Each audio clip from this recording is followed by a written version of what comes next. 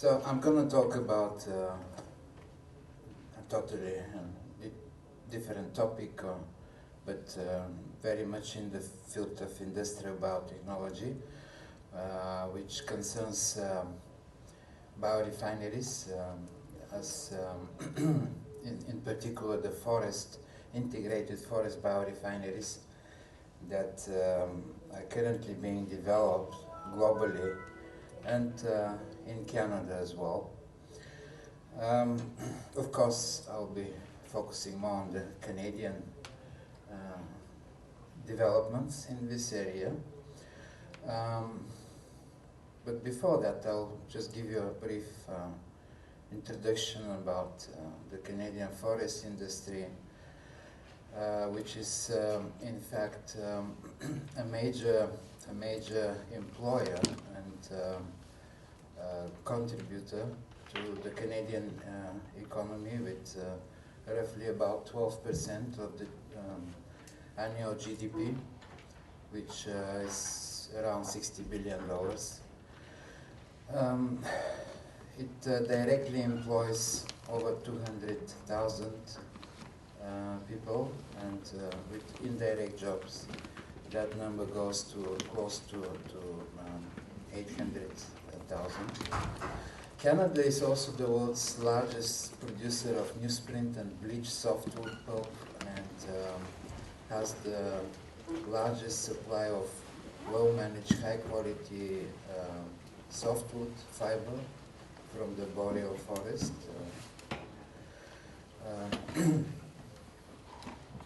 And the Canadian pulp and paper industry annually processes about 50 million tons of pulpwood, which can serve as a potential revenue to produce valuable co-products in addition to pulp and paper, and that includes bioproducts such as biofuels, biochemicals, biomaterials like ethanol, acetic acid.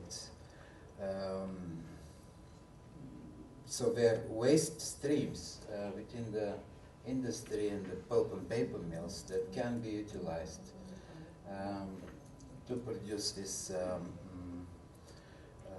biofuels and other chemicals, especially now when the energy demands are growing and prices are fluctuating of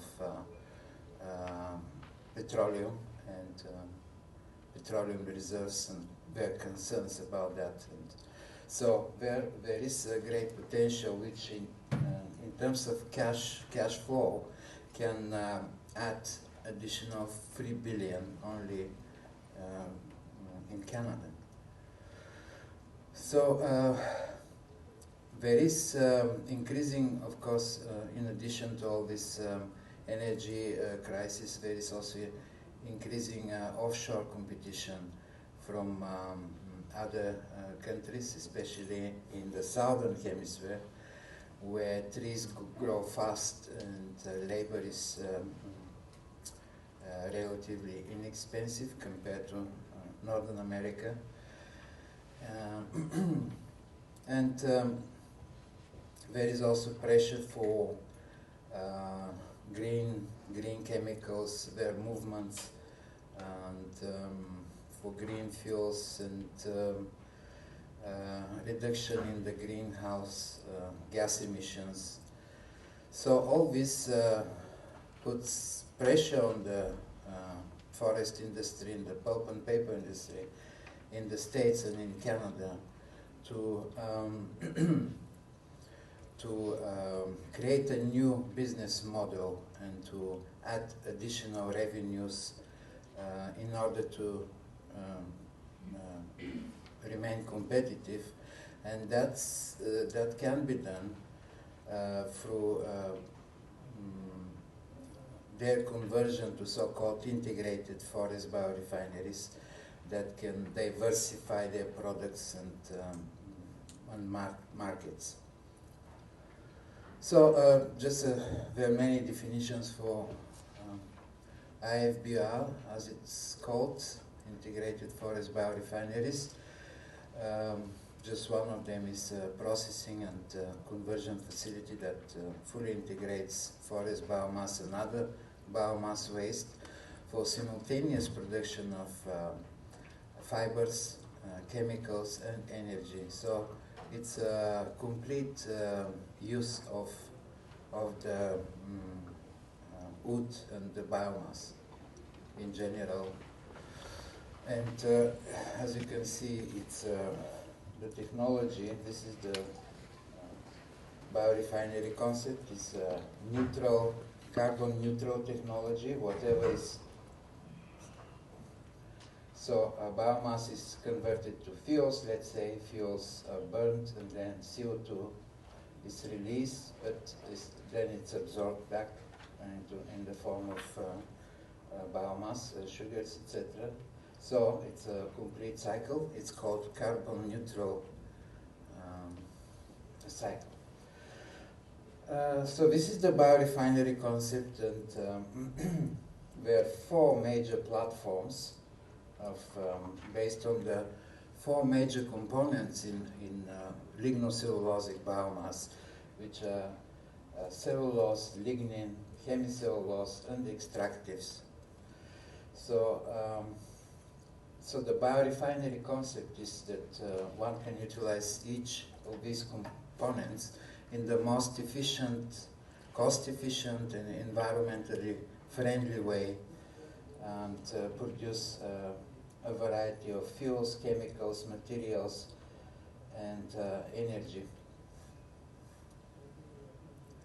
So in general, biomass, as I mentioned, has these three major polymers which are associated and also bound with linked together. So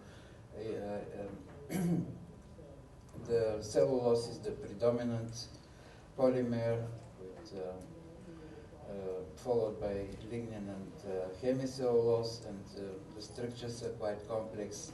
And the components, the major components, differ depending on the biomass source, whether it's softwood, hardwood, straw, energy crops, agricultural residues, etc. So this is the cell wall structure. There is primary, secondary, and tertiary wall, middle lamella, and all these fibers consist of these three major components that are linked together. So they are associated intimately, and it's not easy to break down these bonds between the three major polymers, and that's the challenge of the biorefinery and the bioprocessing research in general, how to most efficiently separate the components and utilize them. Because of the presence of these lignin carbohydrate complexes, they are very recalcitrant and resistant to biodegradation. So there is a need to for the biomass to be pre-treated, so that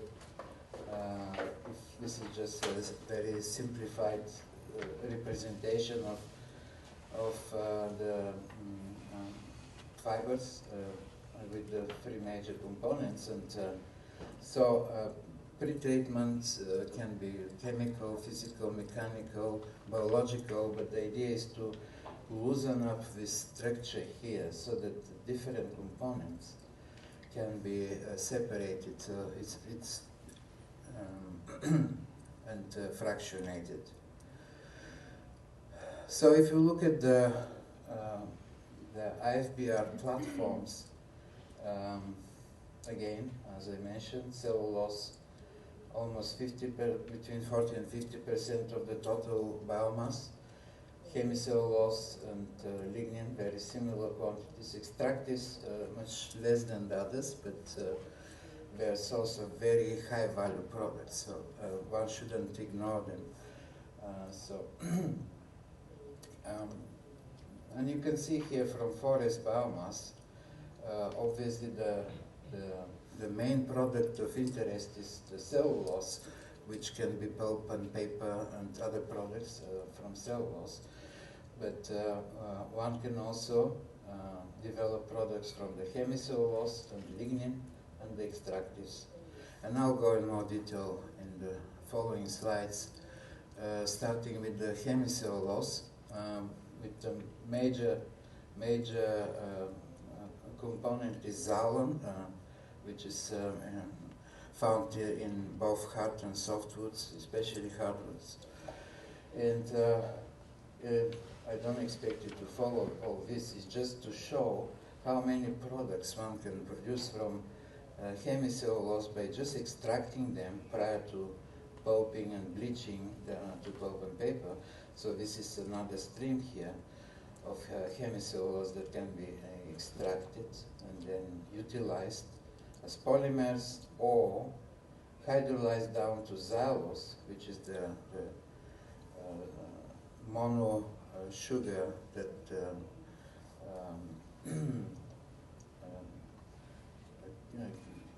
polymerizes to produce the xylem polymer. The structural component of xylem is xylose, so through hydrolysis and bioconversion, one can produce xylitol and solvents and fuels and organic acids, enzymes, etc. And these are the primary products, and then secondary products, let's say by polymerizing lactic acid can produce polylactic acid, etc. So xylem, as I mentioned, can be used on its own in a number of industries like pharmaceutical, fermentation, chemical industry, food industry, pulp and paper, and their examples. I'm not going to go through all these details. Xylitol is another important product that can be produced from xylose biochemically and chemically through hydrogenation, and there are advantages and disadvantages of both approaches. But in general, the bioconversion method is more environmentally friendly. It utilizes less energy and gives higher yields compared to the chemical. And then xylitol is also a starting material for a number of other products, and has been identified by Department of Energy as one of the top 10 biorefinery platform chemicals. From xylem, one can make the enzyme that hydrolyzes xylem called xylanase. So xylem is just an inducer in certain microbes to produce enzyme. That enzyme is very valuable in a number of industries, including pulp and paper for bleaching of pulps, where it hydrolyzes partially some of the xylem, and that facilitates the bleaching, and it leads to higher brightness and reduced chemicals, chlorine-based chemicals. So other products that from the hemicellulose platform is ethanol. Another product is ethanol from xylose. Of course, there are some challenges here because most of the ethanol fermenting microorganisms do not efficiently ferment xylose to ethanol, so there is a need to genetically engineer most of the yeasts, such as Saccharomyces and Xymomonas and others, to enable this so-called pentose phosphate pathway to convert xylose down to through that pathway to the glycolysis, and then it joins the same pathway of glucose down to ethanol. So that can be done either by introducing other enzymes that are shown here, like xylokinase and trans-ketolases and aldolases, or by diverting the carbon flow from native products to ethanol with these two enzymes and genes.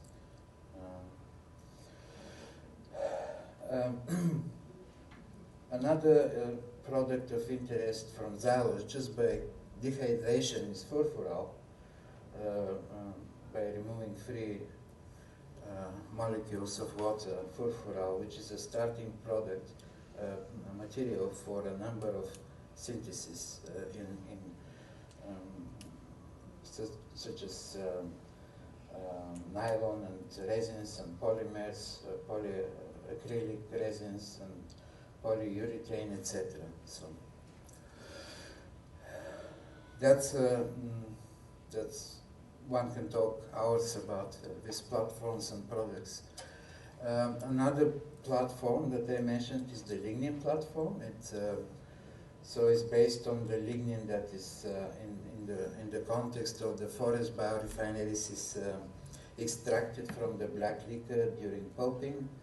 So it can be utilized as a polymer again in a number of applications, as additives and fillers and resins, etc. It can be burned to produce heat and power, and then also CHP stands for combined heat and power, and to the left here is through thermal processing at different temperatures. One can also, it's called pyrolysis or gasification. One can produce different fractions and then use them.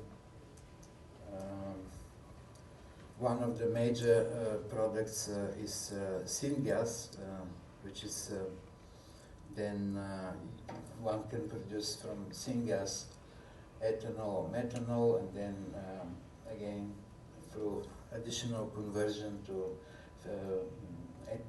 ethylene and acrylic acid to a number of polymers, or syngas via Fischer-Tropsch chemistry. It goes to hydrocarbons.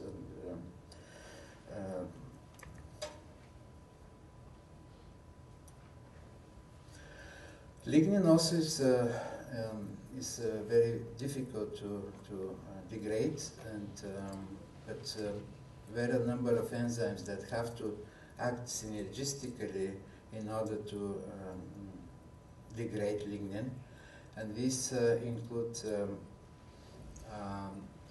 hydrolysis of lignin degrading enzymes such as lactase mediator systems, and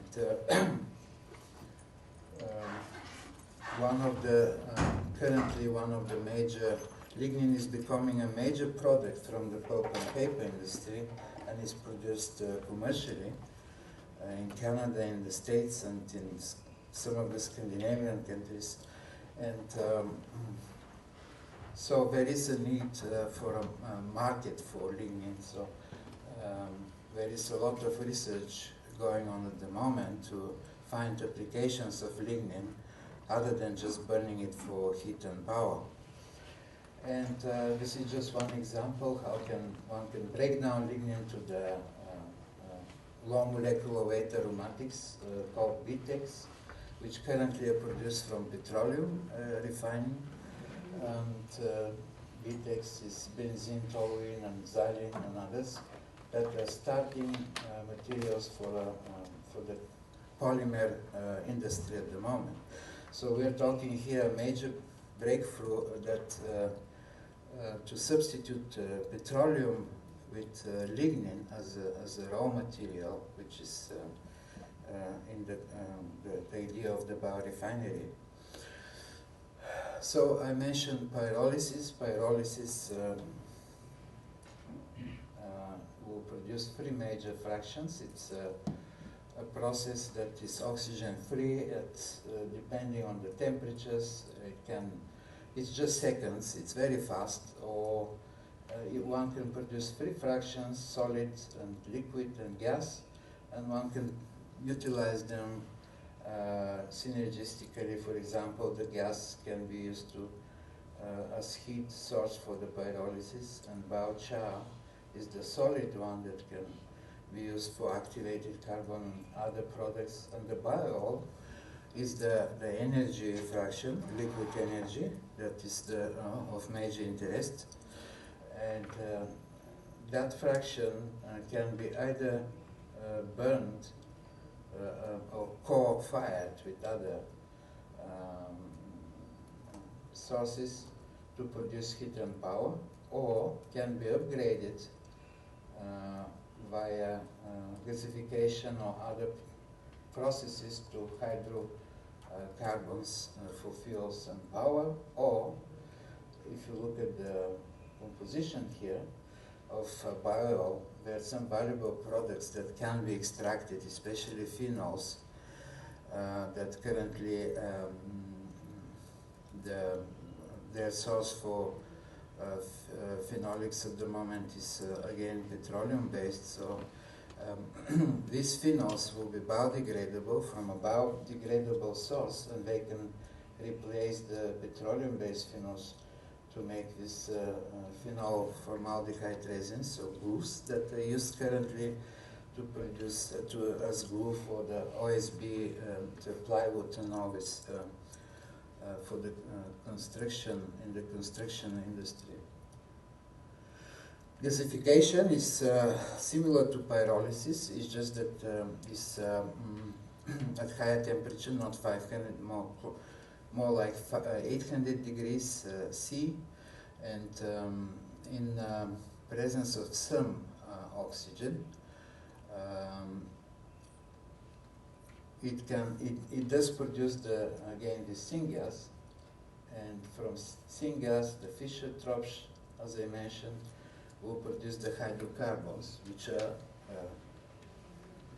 compatible with the fuels, and the fuels, the fossil-based fuels that we currently use, like gasoline and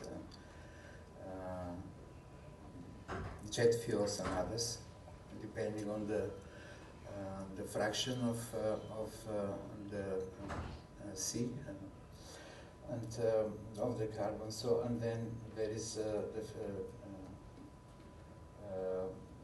water shift, gas shift reaction that can produce additional hydrogen is also used.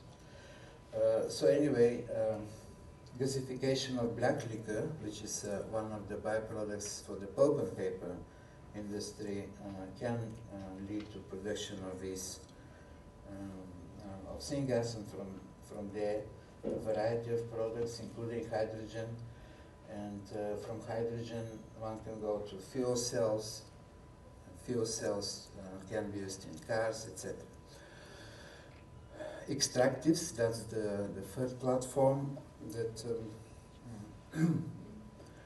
is also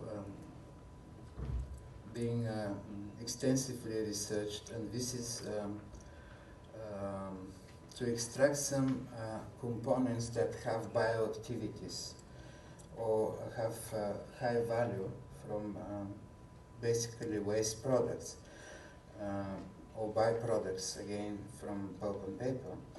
And this is just one example where from, let's say, again the black liquor, one can, especially of when pulping softwoods, one can produce this tall oil fraction, which on average is about 30 to 50 kg per ton of pulp.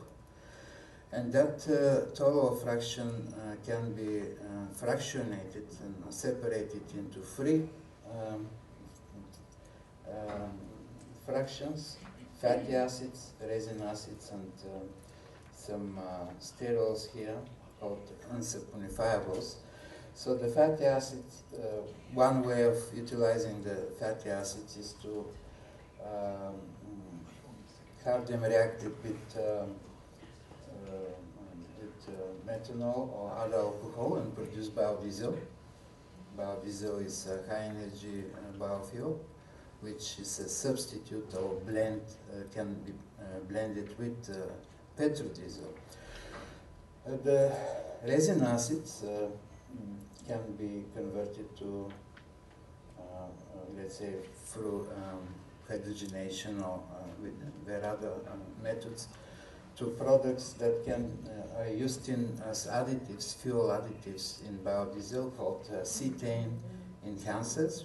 They're equivalent to the octane enhancers for gasoline, petroleum, and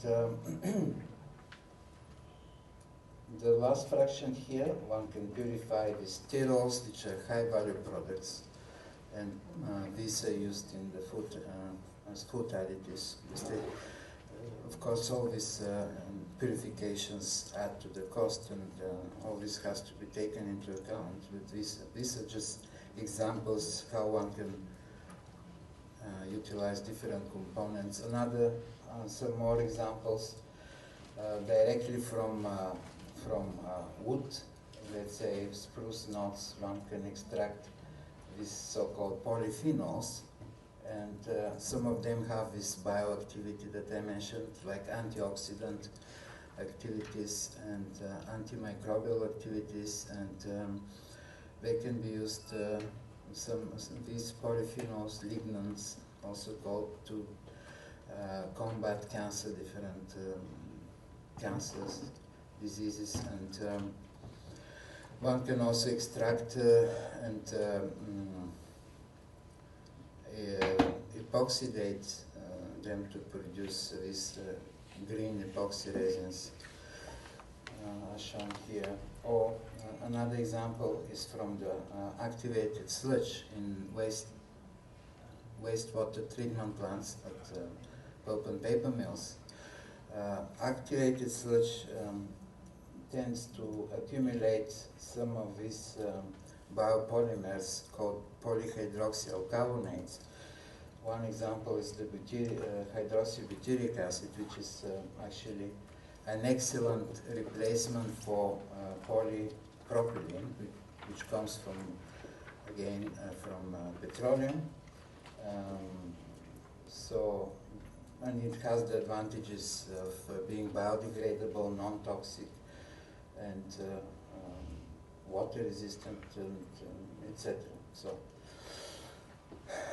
from the bark, one can extract tannins, and they also have different applications in different industries. The cellulose platform, as I mentioned, is mainly used to make pulp and paper, and still there are developments in that area as well, because using, let's say, enzymes, one can improve the pulp and paper qualities and properties. And I just listed a few. There are more, but so as you know, enzymes are biocatalysts, and they act. The advantage of using biocatalysts or enzymes compared to chemical catalysts, they're more specific. They're very specific, and they just target the specific component in the wood fibers, and they don't degrade the rest. So there are no yield losses that due to collateral damage, as one can say, compared to chemical methods.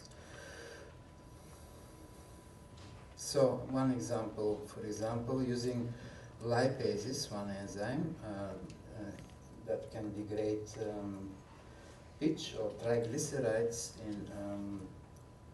to glycerol and free fatty acids. And so there is these triglycerides, and they're called pitch,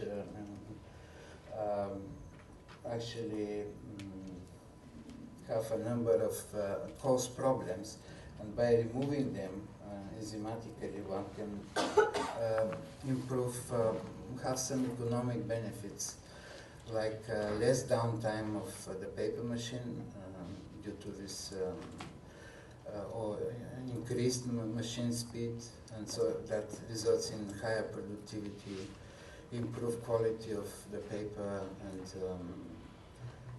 in terms of strength or brightness, because of the use of more unseasoned wood, like shown here. If you use 50% more fresh wood, one can increase the brightness significantly, or 100, by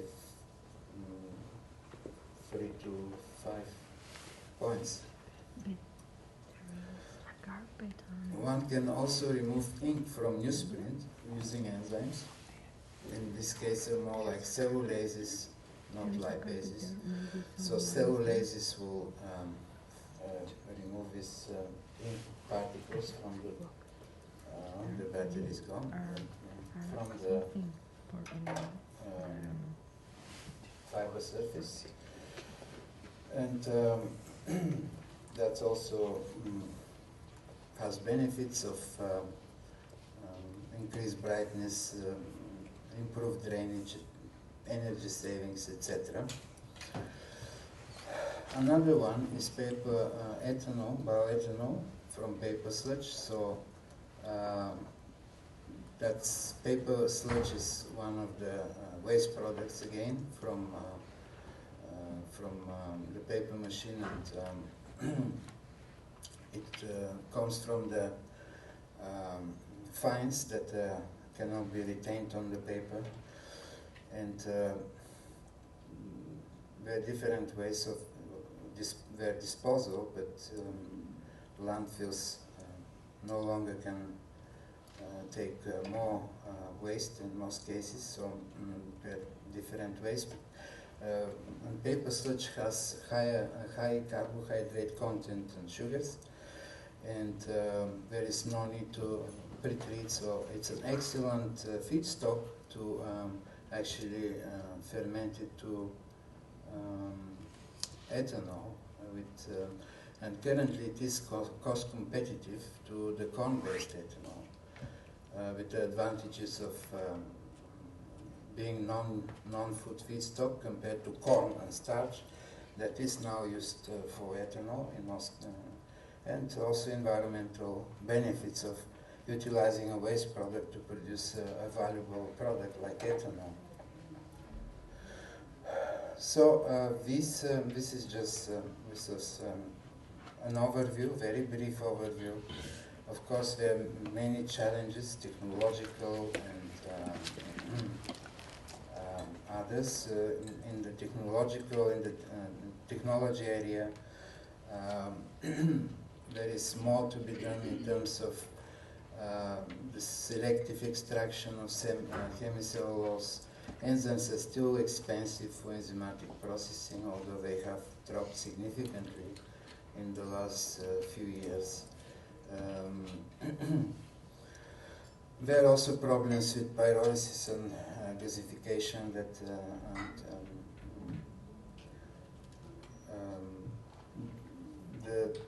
the goal is to integrate all these new biorefining processes and reduce the number of processing steps to a minimum, and that will lead to reduced energy demand, and also to utilize the waste streams and in the most beneficial way. So there are also socio-economic challenges in terms of different policy systems in North America and here in Europe. There are concerns about the removal of biomass, and that is called deforestation, and there is also pressure from different groups and food prices not stable, and that also adds additional pressure, and as most of you probably know about this food versus fuel debate, so biorefineries need to utilize non-food biomass sources in order to avoid this debates and problems. And that's my talk, and thank you very much for your attention.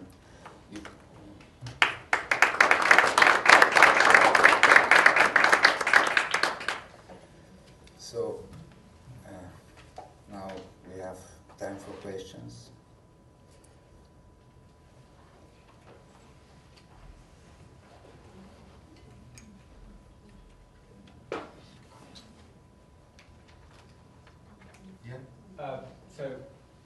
Being from Novozymes, I'm of course very happy to hear about you using enzymes, but I know what my marketing department says, but it's nice to hear from somebody outside telling how much do you think of an impact enzymes have these days in the forest industry and the pulp industry?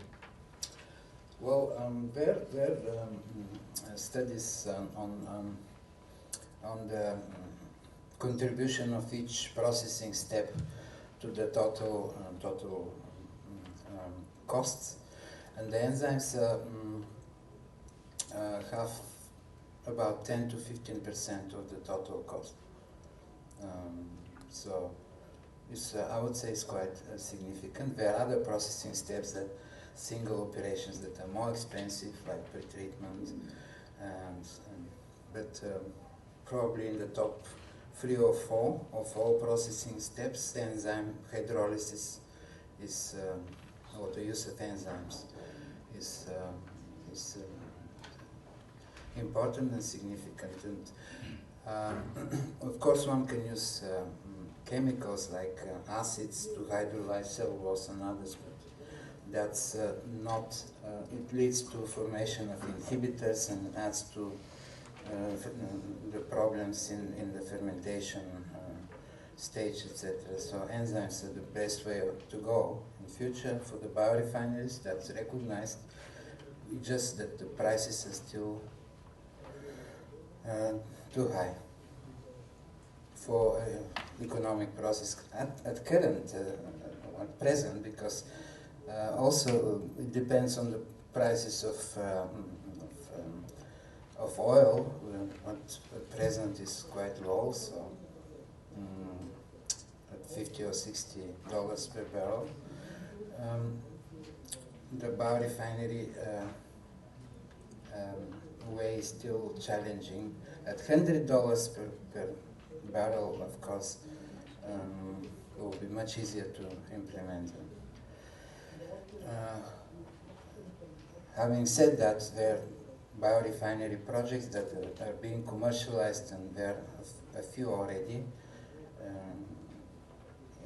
One example is Poet in the States, that just started bioethanol from corn cobs and corn stover in parallel to their plant from cornstarch. So they're up and running. There are others as well. Sir? Yeah. Lignin, which is the most abundant polymer after cellulose.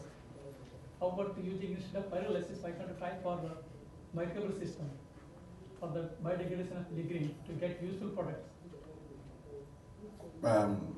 Pyrolysis of lignin.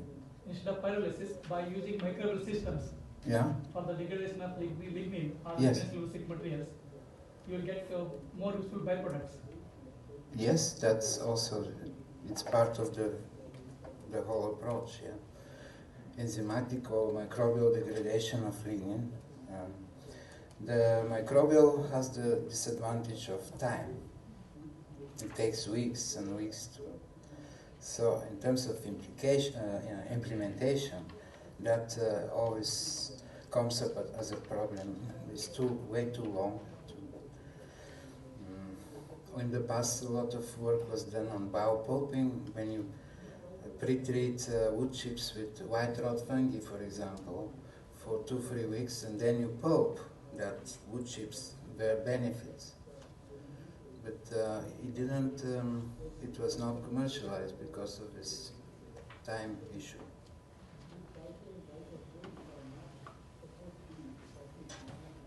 Yes. I'm not working in this particular field, but it's very interesting. I was wondering, like, you generating ethanol and the biofuels production field. So our feed price have been raising and raising because we are competing with you in terms of the raw material. So I'm just wondering from your talk whether after the hydrolysis, like after the whole process, whatever byproduct you have, would they still be useful for animal feed purpose? Yes, yeah. Let's say this distillers dry grains, TDG, various as feed for animal. But that's when you process corn. So as I mentioned, the target, the idea here is to use non-food lignocellulosic biomass, and we don't want to touch on food, and in order to not to avoid this competition and impact on food prices on corn, this has been recognized, and so I'm not talking here starch and corn at all. It's all trees and biomass waste from pulp and paper, agricultural waste, etc. That is not edible. But even those products, like the one from tree, you start from tree, and after those breaking down, whatever you don't use, do you think they are still nutrient value that we can use? Yes, yeah. Let's say after fermentation, there is still the yeast remains. That is a source of protein, single cell protein. So I guess that could be also used. There's some unused, unfermented sugars, and they're also byproducts from the, let's say, ethanol that can be used after some purification for feed or food. And there were some examples for that, but it will be challenging to convert a waste product to a food product from this, but maybe feed. Yes? Thank you, sir. That was a good presentation you made. My own worry is on sustainability of this exploitation. From your presentation, it's obvious that the Canadian forest is being heavily exploited. So I want to know what governmental and non-governmental policies are in place to ensure sustainability of this exploitation. In my own part of the world, Nigeria, we have large expanse of forest being exploited, although not at this level, but definitely we are going to progress to this level. And the major concern is the rate at which the forest is dwindling there. So in short, what are the strategies in place to ensure that the forest will be available for continued exploitation in Canada, bearing in mind that our best bet as a way of mitigating the effects of climate change is to use the forest as carbon sinks? Mm-hmm. Well, as far as I know, there are policies in Canada that protect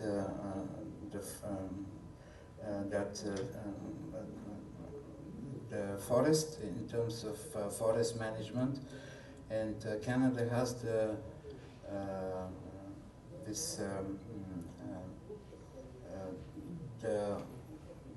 probably is number one in terms of forest management and certification of forest use. So let's say that tree removal and deforestation is happening, but at the same time there are five times more trees planted as replacement. So it has been maintained.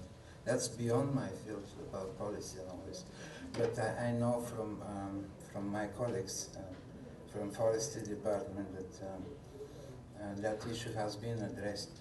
And actually, when Canada is also number one in deforestation, but it has to be mentioned that it's also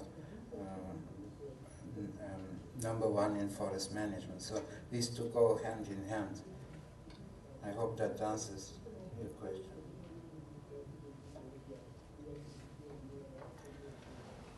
Okay, maybe we can.